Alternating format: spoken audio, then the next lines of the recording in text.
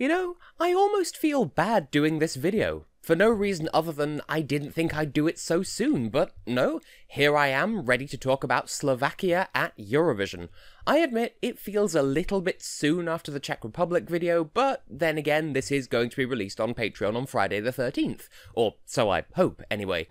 And I mean, how could I pass up an opportunity like that to talk about Eurovision's unluckiest country ever?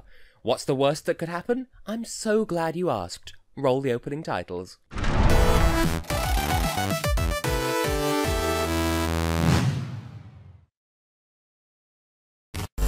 Hello everyone, I am Tessellating Hexagons, and in all honesty, I could probably recycle literally half of the script of the Czech Republic video for this one, but I won't, because the lovely people of Patreon paid good money to see this video, and I shall respect them accordingly.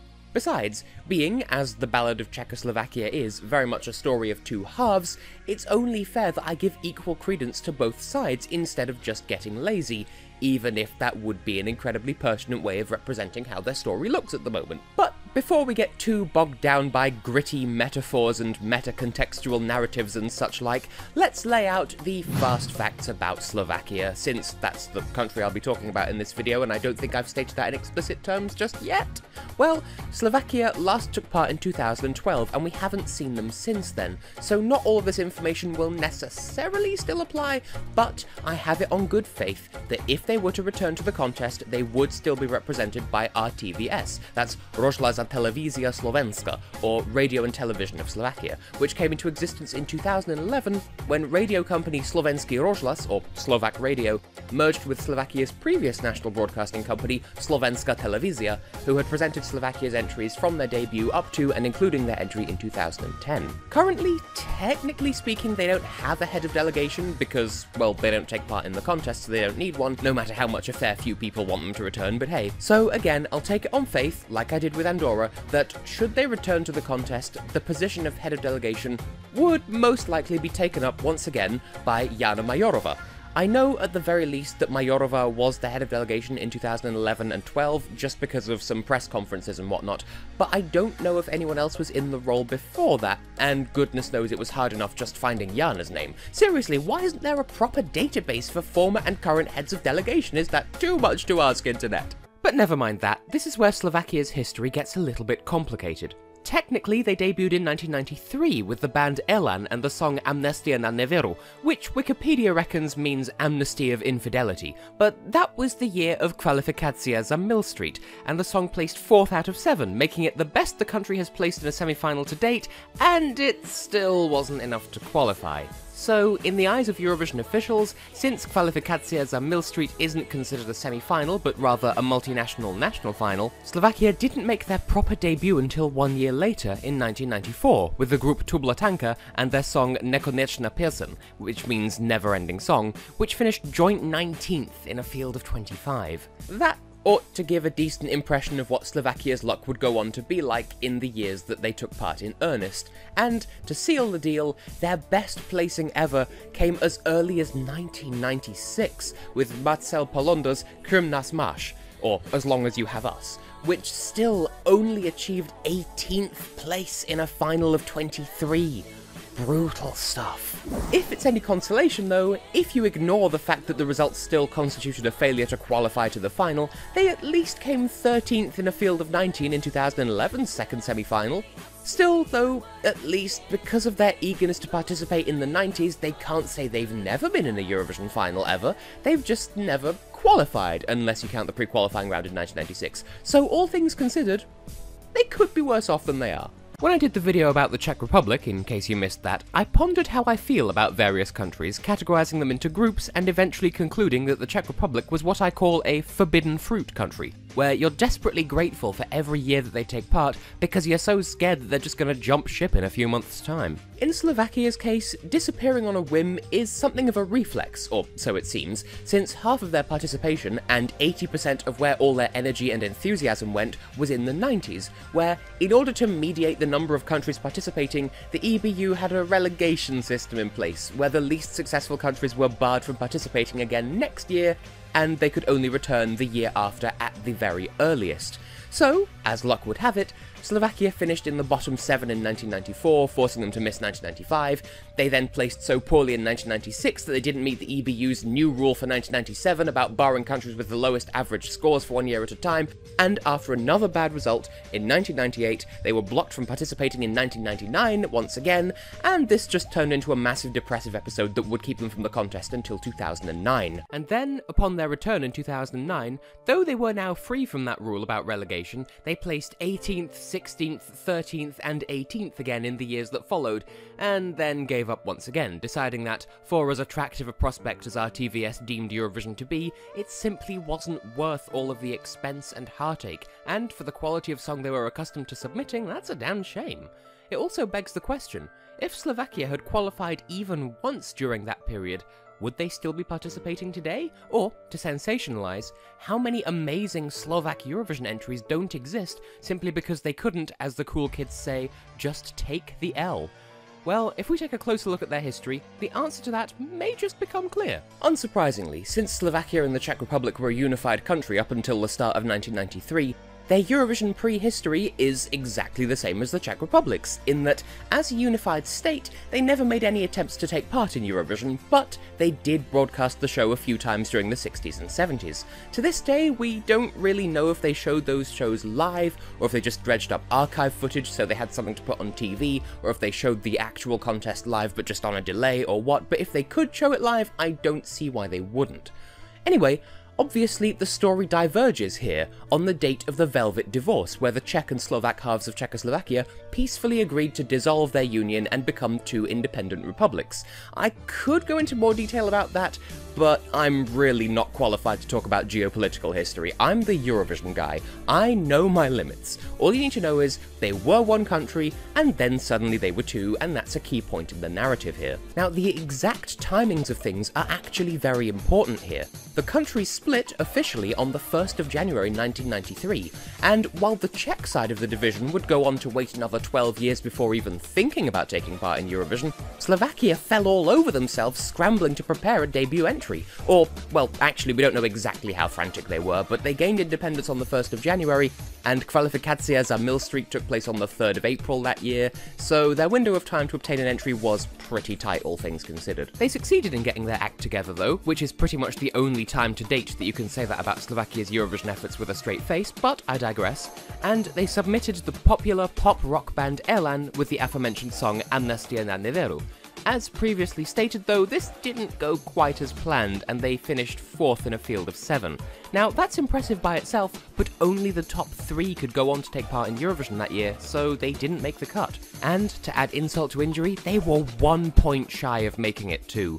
Alas, the EBU counted the whole show as a national final instead of a semi-final, so despite it being Slovakia's first ever Eurovision effort, it's not officially recognised as their debut. The following year, however, Slovakia was blessed by a piece of good luck that would go on to turn sour and bite them in the rear entirely too quickly. As a measure to deal with the surging interest in the contest at the time, the EBU introduced a new rule in 1994 that the 7 lowest placed entries from the previous year's contest would be relegated from participation for a minimum of 1 year, which honestly seems a bit ridiculous. They were trying to prevent another Kwalifikacja za Millstreak from happening, and goodness knows they couldn't have just had regular semi-finals and been grateful for the funding and the interest. Hell no, nobody even thought to suggest that for another decade yet. Anyway, this left the door wide open for Slovakia to make their bona fide, irrefutable Eurovision debut with the rock band Tublatanka, and after all the turmoil leading up to this point, just making it to the contest at all seemed to be a huge achievement, even if they did only follow in the vacuum left by the 7 countries relegated from the previous year. Still, for what it's worth, that was still an achievement, bearing in mind how things had been at that point. Unfortunately, that's as far as it goes before things start to take a spectacular downwards turn. Tublatanka placed joint 19th out of 25 alongside Switzerland, placing them within the bottom 7 to be relegated from Eurovision 1995, so the very rule that had saved them from obscurity that very year just as quickly turned tail and damned them again, and, as tragically as before, they were just 2 points away from being safe. To make matters worse, the Slovakian press took this as a massive personal insult and turned all of their ire onto the band directly, lambasting them with negative reviews and criticism upon their return home from the contest, essentially branding the group as personally responsible for killing Slovakia's Eurovision presence. Well, in a sense, their result did set things into motion to make that into a self-fulfilling prophecy, but pinning all of their failures on one group's misfortune seems incredibly childish. It's amazing just how quickly their fresh-faced optimism turned into cynicism and bitterness. Granted, if it were just off the back of 2 years of participation and unlucky results, that would be so much easier to take a dim view of. But it's not as if they didn't fight the good fight for a good few years after their first failures. It's just that, tragically, each year they were met with the same circumstances again and again, so it's almost understandable. That is to say, they were relegated from the 1995 contest, but came back again in 1996, and, to their credit, achieved what would go on to be their highest placing in a Eurovision final ever, as of the time of recording this, in April of 2018. And the additional diamond in the rough of all of this is that there was, technically, a pre-qualifying round to the 1996 contest, from which Slovakia did indeed qualify. But the sting in the tail comes from, once again, only the bottom 7 countries being eliminated of the 29 contenders, and Slovakia placed 17th. Not to be sneezed at, given that the cutoff was between 22nd and 23rd place, but it still didn't exactly bode well for things to come. Anyway, once again, the EBU stepped in between 96 and 97 and introduced a new system again, to make sure that there would definitely never be another Kwalifikacje za Millstreet, or another pre-qualifying round ever again of any form whatsoever, this time taking the form of kicking out the countries with the lowest average score from the most recent years, rather than just from the previous year. And because of their terrible luck, that immediately placed Slovakia on the chopping block. Their one saving grace in that year was their decision to make their debut in the Eurovision Young Dancers. Their representative, Roman Lazik, successfully passed the pre-qualifying round and made it to the final 7, but because he didn't reach the top 3, we don't actually know how well he did in the end. Still, riding this wave of Eurovision excitement, Slovakia also moved to debut in the Eurovision Young Musicians the following year, and again, qualified to the final 8, and then failed to place in the top 3, so again, we don't know how well they actually did. So you can already imagine Slovakia's face drooping at these results just a little. Well, okay, I am twisting the narrative a little bit here, since the Young Musicians was in June of 1998, and the Eurovision Song Contest took place a whole month earlier, but still. In the song contest of that year, Slovakia once again faced a catastrophic placing in the form of 21st out of 25, again putting them in the relegation bracket because of their terrible average scores, and forcing them to sit the 1999 contest out completely. I think it would be fair to assume that, once again, they took this rather personally, because Slovakia embraced that relegation with open arms, withdrawing from Eurovision entirely. Yeah, they just stopped participating altogether. They cut off all ties, even after the relegation was lifted. They abandoned the Young Musicians permanently. They scrapped their plans for the Young Dancers contest, or, well, they did make a return in 2015, but that was met with another non-top 3 placing, so they withdrew from that again. And that's pretty much Slovakia's entire history prior to their 21st century efforts. A lot of bad luck, followed by them just throwing in the towel. Is it any wonder I consider them Eurovision's unluckiest country? With all of that in mind, you'd be forgiven for thinking that they'd given up so profoundly that they'd never plan on showing their faces at the contest ever again. But, surprisingly, no. In 2009, Slovakia made a surprise return, with Kamil Mikulčík and Nela Pociskova and Let Tmo, meaning Fly Through the Darkness.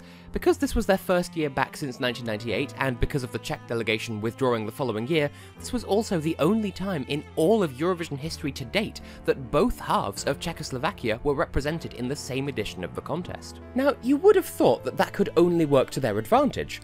After all, the two countries have a lot in common, what with their shared history and such like.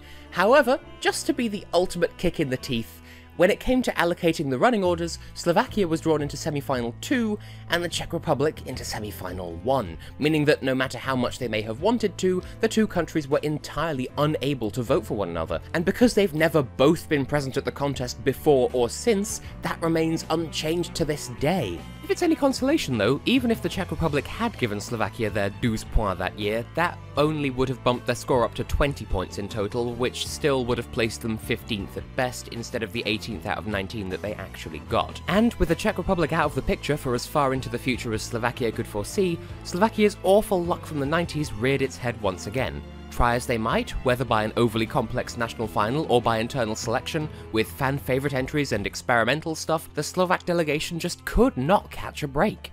Kristina Pelakova's Horeroni went down in Eurovision history as one of the most criminally underrated songs of all time, but live and in the moment it only achieved 16th in a field of 17, beating only Latvia for the second year running. Daniela and Veronika Nieslova, presented as the duo twins, were highly popular with the fandom and their entry still is to this day, but even that song only reached 13th place in the semis, again in a field of 19. Not a result to underestimate, but still not enough to qualify. I don't know when the decision to withdraw was set in stone, but Slovakia ended up going out with a bang in the form of Miroslav Šmajda, better known as Max Jason May, and Don't Close Your Eyes, a metal-style tribute to the Weeping Angels from Doctor Who, or so the lyrics sounded. Admittedly, the live performance was a bit on the messy side in every way, but it still wound up underrated, in my opinion at least, finishing last in a field of 18. Granted, that was the semi-final that Euphoria competed in, so some of the available points may just have been vacuumed out of reach Mons Zelmerlöw style, but still, that unfavourable placing was the straw that broke the camel's back. And with the exception of one foray back into the Young Dancers in 2015, which also ended in failure, Slovakia lapsed back into resenting the way the contest rejected them, and withdrew once more. Little did the delegation know, of course, that their Czech brethren would wind up making a surprise return just 3 years later in the 2015 contest, and that they would go on to persist with taking part, showing more determination to overcome their unfortunate past than Slovakia did at the start of their campaign to build a favourable future for themselves. And it should come as little surprise that the Czech delegation is very much in favour of Slovakia making a similarly bombastic return, and not just for their own benefit of having a geopolitical ally either. Take a look at it and see that it's a really big and prestigious thing, which is worth participating in. Come and see for yourself. Of course, it makes no sense to advise someone, and therefore I say this solely from the position of a fan of the competition. Slovakia has an amazing musical tradition. You have so many perfect musicians, and if the conditions will allow, go into it. Now, supposedly, the only thing keeping Slovakia away from the contest at this point is raw cost, which, in fairness, affects entirely too many countries that would otherwise love to make a Eurovision career for themselves in the present day anyway. And, in Slovakia's defense, that argument is totally in keeping with their patterns of behaviour, especially recently. Every year at this rate, we get the occasional murmuring of, oh, no negative news about Slovakia yet, ooh, RTVS might choose to make a comeback after all, etc, etc, and every time we're met with disappointing news. I want to believe that that's the only reason, and they're not still harbouring a salty little grudge over their unfortunate past. I really do want to believe that, but the only thing is, they have stated in the past that the contest is incompatible with RTVS's programming goals, and they since reaffirmed that by stating that their priorities lie with producing more of their own content for domestic broadcasting above all else, which is fair enough for a national broadcaster to do. Still, what brings us all hope is that with each of these statements, they always fringe it, they always hedge it with the addendum that Eurovision remains an attractive project for Slovakia. So, who knows? Maybe, if Mikolas Josef does as well in Lisbon as we anticipate, he might not only elevate his own country into Eurovision superstardom and hype for a while, he might also convince the neighbours to give the contest another go, by way of joining Gabriela Gunčíková and Marcel Palonda in the very, very modest pantheon of qualifiers from former Czechoslovakia. Sometimes, all the country needs is proof that they can do well, and in Eurovision, anything can happen at the drop of a hat. I mean, look at Moldova's third place finish in 2017, with no fanfare whatsoever from their country's history prior to that. For now though, we find ourselves running face first into Slovakia's grade. Now, I want to recognise and admire that Slovakia does have some level of tenacity. Throughout the 90s and during their brief stint in the early 2010s, they kept getting knocked down, but they kept getting back up in response, until they stopped. So, on my personal scale, Slovakia gets a rank E. To their credit, despite their terrible placings in the contest, I can't give them a rank F, the worst possible grade, in all good conscience, and for two reasons. One, I said that I'd give the Czech Republic an E if they hadn't come back to the contest in 2015 and stuck with it, and that's basically Slovakia's situation now. True, they're at least trying to justify making a return, but that's not amounting to much at present, so they are the parallel universe version of what the Czech Republic would be like if they hadn't chosen to come back, so that merits an E rather than an F, but also an E rather than anything higher. And point two that gets them an E rather than an F they did keep trying just until their money and patience ran out. But in the time they spent trying not to give up, they never compromised on their style of song. They only ever dealt in tried and true Slovakian music, never once trying to make a cold mechanical play into what was popular at the time. They never sold their soul to fast food music, so that does deserve some credit. But I can't look past their decision to give up outright, and not just on Eurovision, but on everything. The junior contest, which they've never even attempted, the young dancers, the young musicians, choir of the year, which they never even looked at. They've just given up. If they do come back to the contest and they keep trying, then that grade will improve, especially if they get some good scores to back that up. And to the country's credit, the likes of Horeroni from 2010 and I'm Still Alive from 2011 are amongst Eurovision legends to this day, so it's not as if their participation was wholly without meaning, but if nothing else, Slovakia, your score isn't going to get any better if you don't bother to do anything about it. Come back, we miss you! And so, on that tough love flavoured note, I think I should sign out from this video, but before I do, as always, I should give an outward shout of thanks to the lovely people on patreon.com/TessHex who support me. I know I go on about this in every single one of these videos, but it's because these videos literally would not exist without those people's help. And you can join them in helping me for as little as $1 per video, and in exchange you get a whole bunch of perks, which I always go on about, but it's because it's true, you get prizes for supporting me. And one of those includes, no matter how much you donate, you get to see these videos one whole month before anyone else, so all of the memes are spicier, all of my references are more current, and, well, you just get to see more Tess more quickly. And if you're watching this on YouTube as opposed to through Patreon, that also means that there are 2 new available videos right now that you can go and watch, like, right now, the second you join my cause. They're just there. You can go and enjoy them. Please do that. But enough of the sales pitch for now. As I'm sure you're very well aware, I have been, and will continue to be, Tessellating Hexagons, and much like Slovakia, I sincerely hope you'll consider coming back for more very soon.